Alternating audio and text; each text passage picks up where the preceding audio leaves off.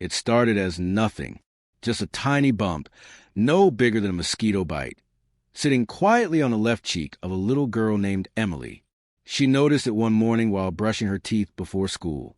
The bathroom light caught a reflection in the mirror, and for a second, she froze. The bump looked strange. Too firm, too still, not like a pimple, not like a scratch. Something about it felt wrong, but she was only 10. To her, it seemed silly. Kids get scrapes and marks all the time.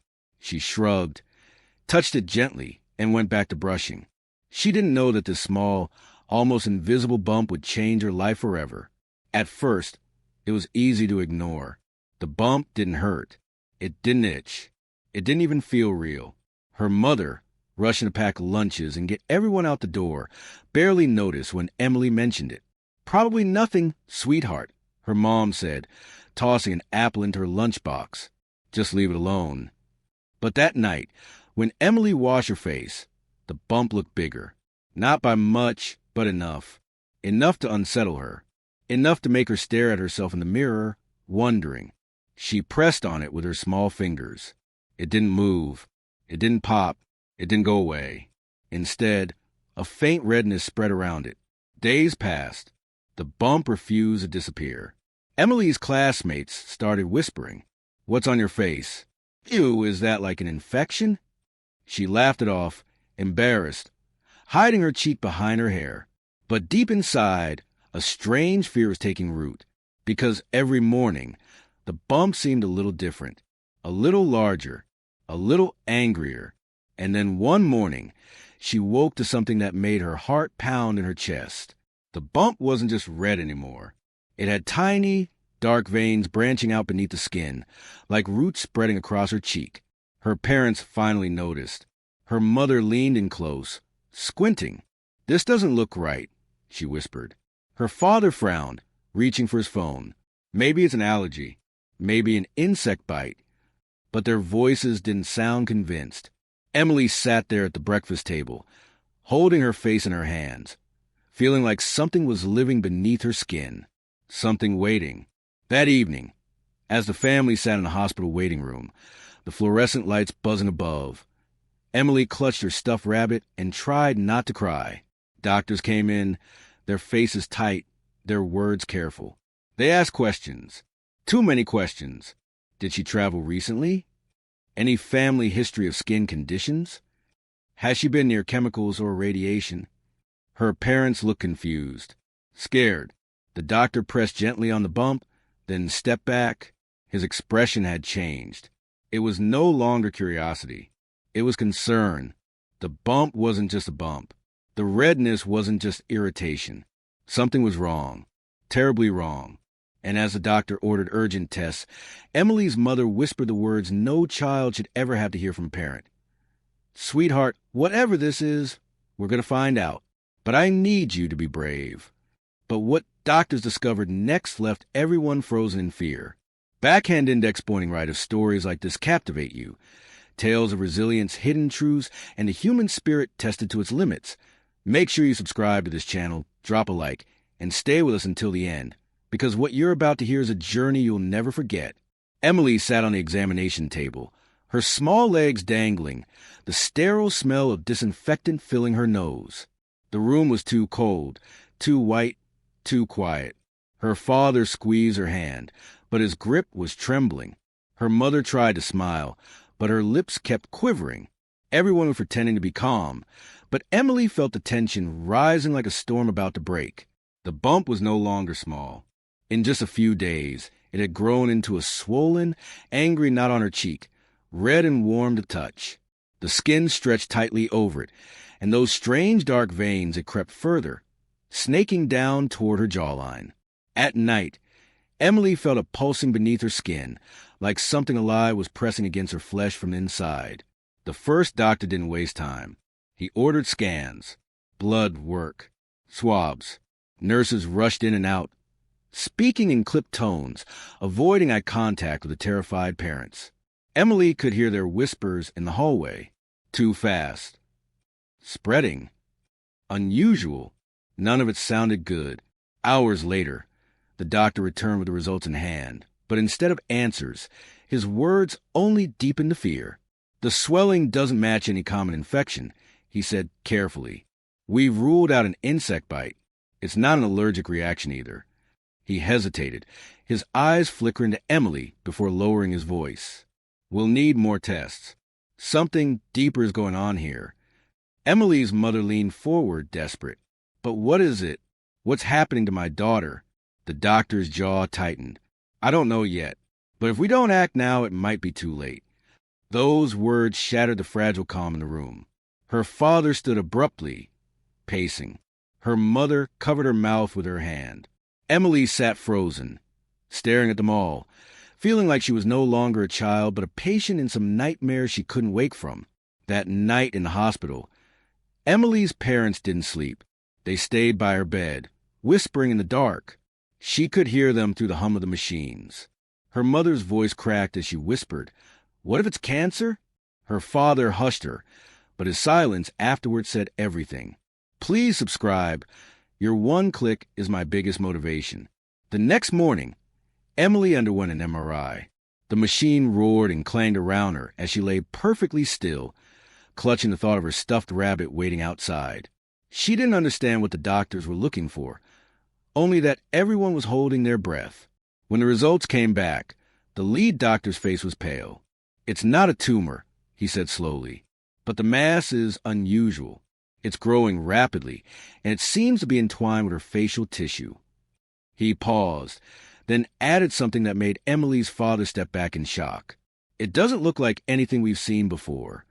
The family demanded clarity, but no one could provide it. Specialists were called, dermatologists, infectious disease experts, even a pediatric oncologist. Each of them examined Emily, then left the room with the same grim expression, murmuring in hushed tones outside the door.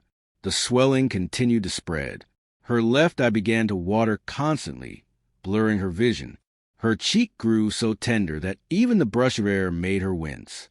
At times, she felt feverish, her body trembling with heat, only to plunge into sudden chills moments later. Her classmates had already stopped asking questions. Word spread quickly through the small town. Parents whispered, neighbors avoided staring. But Emily could feel their eyes burning into her whenever she stepped outside. She wore her hair across her face, but it wasn't enough to hide the truth anymore. Something was terribly, horribly wrong. Her grandmother called one night, her voice shaky over the phone. "I've never seen anything like this," she murmured. "Not in all my years." But she stopped suddenly, as if catching herself before saying too much. Emily's mother pressed her. "But what? What do you know?" Silence. Then the line went dead. Days blurred together into hospital visits, endless needles, scans, blood tests, waiting rooms filled with fear. Emily felt herself fading, growing smaller inside, while the thing on her face grew larger, more powerful, more consuming. And then came the night when everything spiraled out of control. Emily woke screaming, clutching her face as the swelling throbbed violently, the skin stretching so tightly it looked as though it might split. Her mother grabbed her in panic, her father fumbling for the phone, shouting for an ambulance. When the doctors rushed her into emergency care, one of them whispered words that sent a chill straight through the family. "This isn't just an infection. This is something else. Something we don't understand." And with that, Emily's nightmare plunged into something far darker than anyone could have imagined. The hospital room became their second home. Emily lay in bed, her small frame swallowed by white sheets, machines beeping softly around her. The bump had grown into a grotesque swelling, twisting her once bright face into something unrecognizable. Every time her mother looked at her, her chest ached as if something inside was breaking. Her father tried to stay strong, but he was crumbling too. At night, when he thought Emily was asleep, he would bury his face in his hands and whisper, "Why her? Why not me?" Tension between them thickened. Her mother snapped at the nurses, demanded answers from doctors who had none. Her father grew quiet, retreating into silence, staring endlessly at the floor. Arguments erupted in whispers, sometimes sharp, sometimes trembling with fear. One evening, as the machines hummed in the background, Emily's mother finally broke. She sat beside the bed, clutching her daughter's hand, tears streaming down her face. "I can't lose you. Not now. Not after everything I never told you." Her voice cracked, her confession spilling out like a wound opening. Her husband looked at her sharply. "What are you talking about?" She hesitated, her eyes filling with guilt. "I should have said something earlier. I should have told you. Maybe this is my fault." Emily stirred, her weak voice breaking the heavy silence. "Mom, what do you mean?" Her mother kissed her forehead, but the answer never came. Instead, she just whispered, "Rest, sweetheart. Please, just rest." Her father's frustration boiled over. "Why didn't you say something earlier?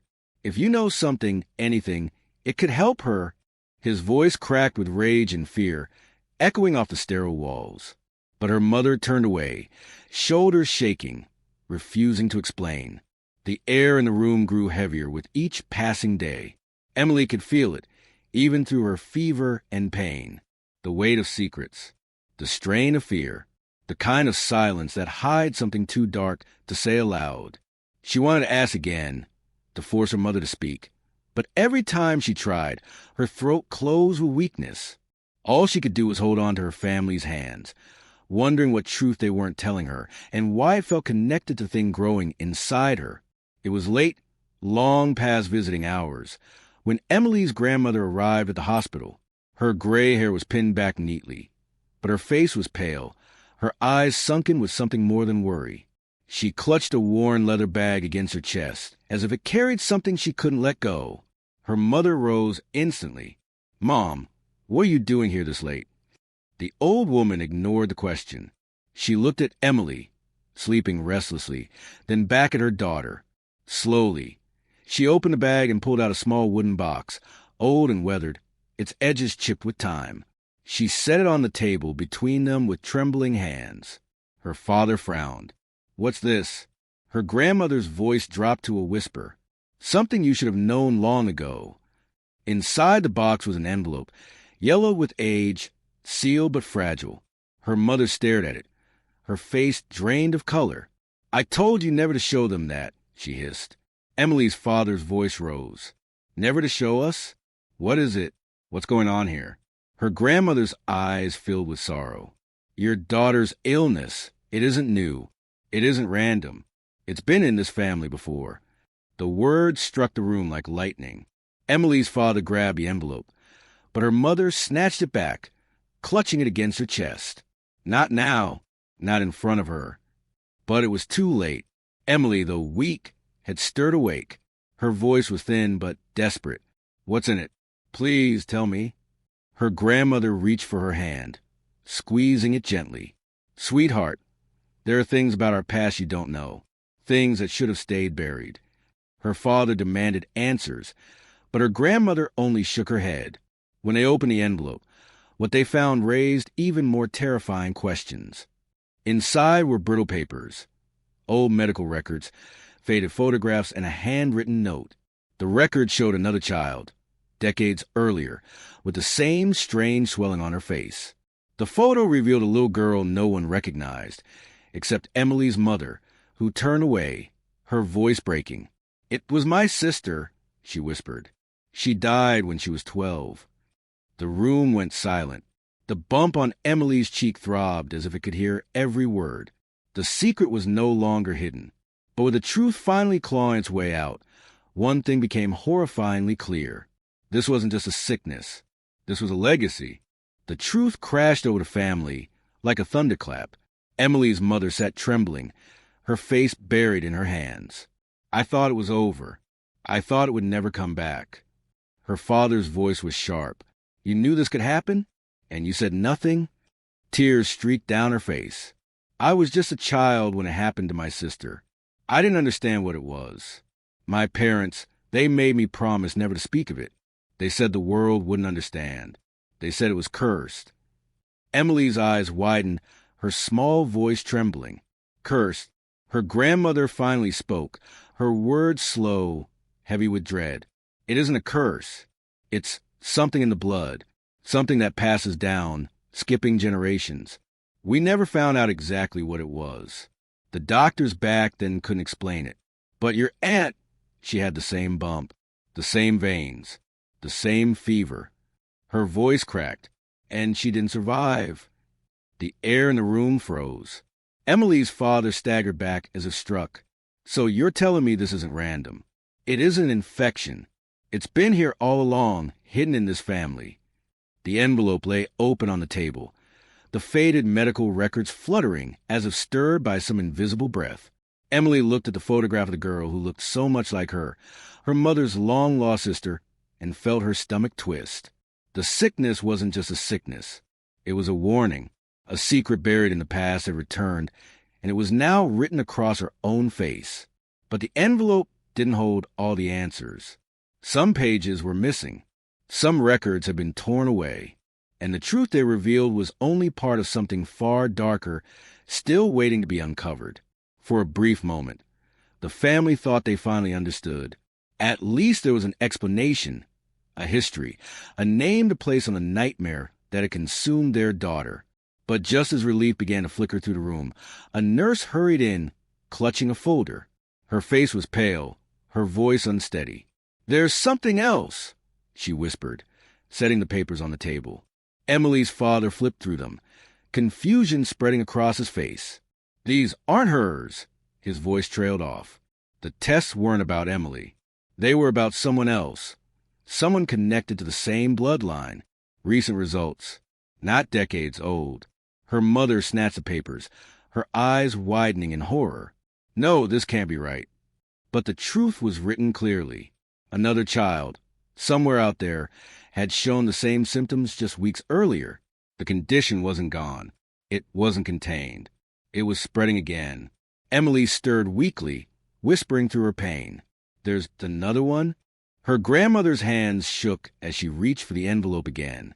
At the very bottom, hidden beneath the old photographs, was a smaller slip of paper, newer, untouched by time. A name was written on it, and when they read it, the room went silent. They thought the nightmare was over, but in reality, it had only just begun.